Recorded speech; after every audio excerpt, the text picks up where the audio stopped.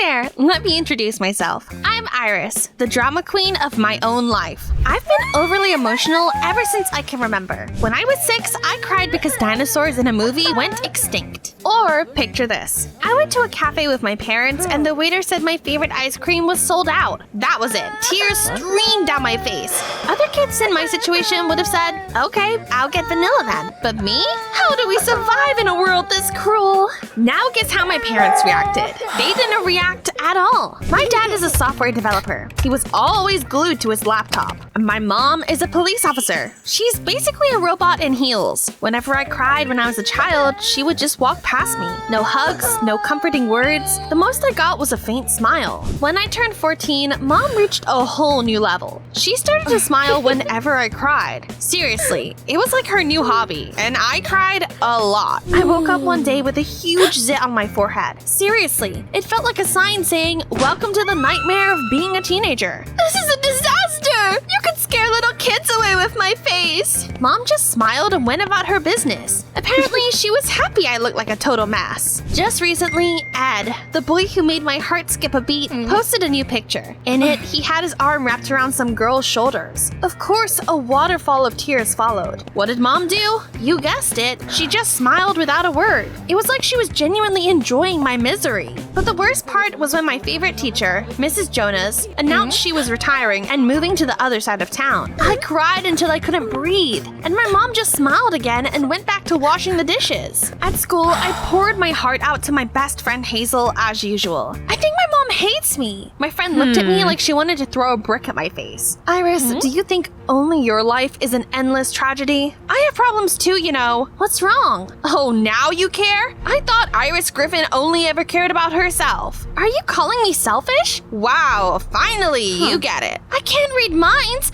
If something in your life was going wrong, you should have told me. If you were a good friend, you'd have noticed. One thing led to another, and we had a huge fight. Boom. My heart was smashed to pieces. Our friendship was over. The world ended. Everything was lost. I ran away from the school stadium, feeling like tears were about to burst out of my eyes like fireworks. I had to talk to someone. So I went to my mom, even though she was at work. Mom, I had a fight with Hazel. We've been friends since we were 6. It's over. Iris, not now. I'm working. But this is a disaster. I've got a disaster of my own. I'm investigating the disappearance of a teenager, Morgan Smith. Your problems can wait. So my life doesn't matter to you? I felt deeply hurt and lonely and turned to another adult for comfort. Dad, I'm not feeling well. Yeah, I get it. That's serious. I couldn't believe my ears and smiled. Did he really hear me? Wow. We need to fix this bug ASAP or everything will crash. And then I realized he wasn't talking to me. Dad was talking to some guy from work over a video call. Guess I was just a bug to him. So I decided to talk to the school counselor. I was already on my way there when I noticed Ed. He was laughing with the girl from his photo. Did he help his girlfriend transfer to our school just so they could always be together? Fuming, I kicked the door of the counselor's office open and stormed inside. I need to talk to you right now. It's a bad time, Iris. My vacation started 5 minutes ago. What about me? Here, this should help you calm down. As for me, Hawaii's calling. I stepped into the hallway and saw Hazel. She was talking to our classmate and seemed really upset. Jack is so sweet, but our parents won't let us be together. I froze, outraged. Hazel had already moved on and was chatting with her new friend about some guy called Jack.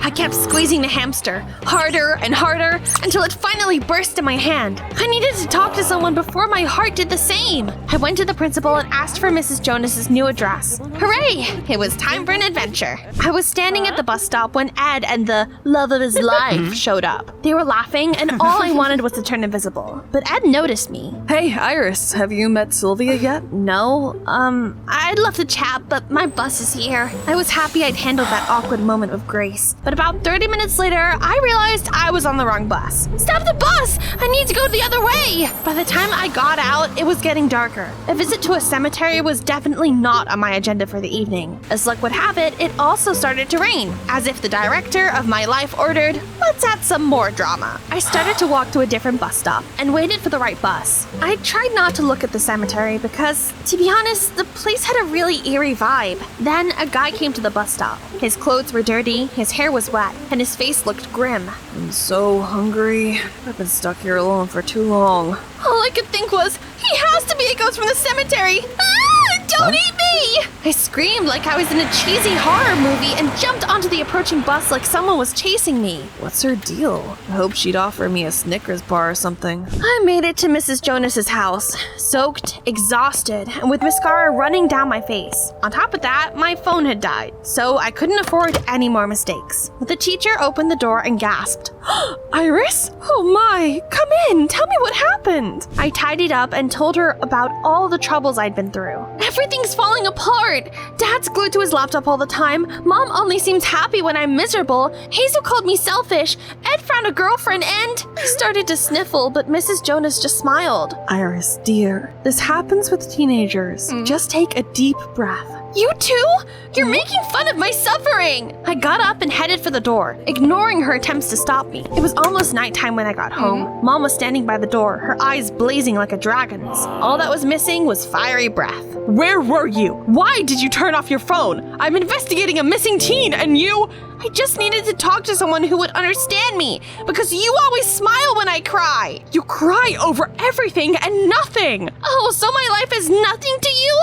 Great. I went to my room and slammed the door shut so hard the walls of the house shook. Early the next morning, someone knocked on our door. It was Hazel's mom. Mrs. Griffin, you have to find my daughter.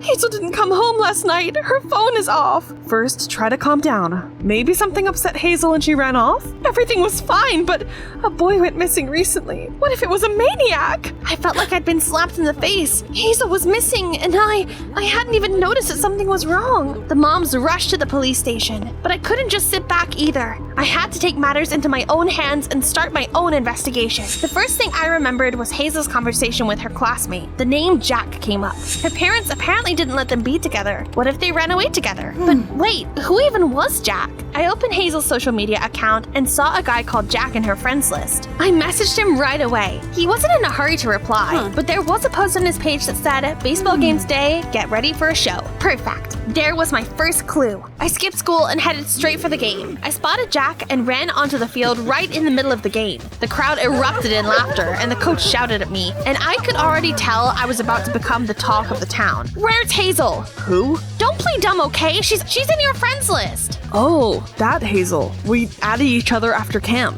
I haven't seen her since. After that, the coach grabbed me by the elbow and dragged me off the field. Well, that was a dead end. Well, these things happened.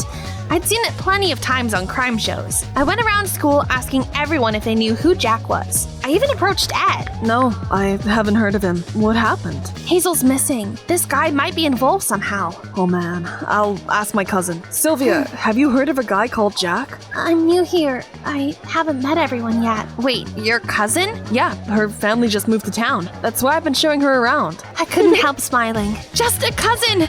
I'd already spun a whole melodrama in my mind, but it was so much more simple. By the way, we're going to the city festival this weekend. Want to come along? I was about to shout yes, but then I noticed the girl Hazel had been talking to about Jack and ran straight over to her. Do you know where Hazel might have run off to and who Jack is? I didn't understand much from her rant. Hazel said 2 families abandoned Jack. He was too aggressive. He even ripped her jeans, but she still loves him. She also mentioned something about a subway car? Of course, that old decommissioned subway car in the empty lot. Hazel and I used to sneak off there to play when we were kids. I barged into the police station. It was all hands on deck. A full-blown police operation to find Hazel was underway. Mom, we need to talk. It's urgent. Iris, not now. I don't have time for your latest nonsense. Oh, really? She always thought I was talking nonsense. I decided to find Hazel on my own, just to spite Mom. I hopped on my bike and hurried towards the vacant lot. My heart was pounding. Worries spun in my mind faster than I spun the pedals. What if Jack really was dangerous? What if Hazel was in trouble? The train car was as rusty as a tin can after a nuclear war. I yanked the door open and burst inside. Iris, what are you doing here? I came to save you. Did Jack hurt you? Well, he scratched my arm.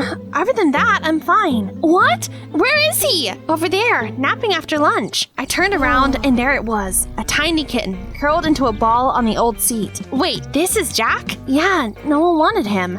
I just wanted to give him a home. My parents said I had to leave him at a shelter, but I love him. That's why we ran away together. I froze. Then a smile spread across my face. It seemed my friend was offended by that. What's so funny? It's just, you're so much like me. You blow every little thing out of proportion. Now I think I understand why Mom smiles when I cry. Both of us fell silent. The kitten woke up and stretched lazily, looking completely relaxed. Grab Jack and let's head home. No way, I'm not going. Just to spite my parents. Everyone thinks you were kidnapped by a maniac. It didn't even cross your mom's mind that you run away over something so silly. Jack isn't silly. I know, but adults don't see our teenage dramas as tragedies. Right now, every officer in town is on high alert. Trust me, it's better to go back. All right, you're right. And thank you for knowing where to find me. I guess you really do know me well. We've been friends since we were 6.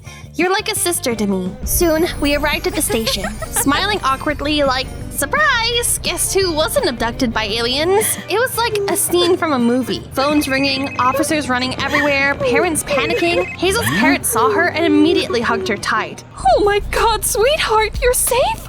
We were so worried. I ran away because he wouldn't let me keep Jack. All right, the kitten can stay, but you're grounded for making us worry like that. I won't run away again. Mom, it was me who figured out where to find her. Not now, Iris. I need to file a report. Oh, of course.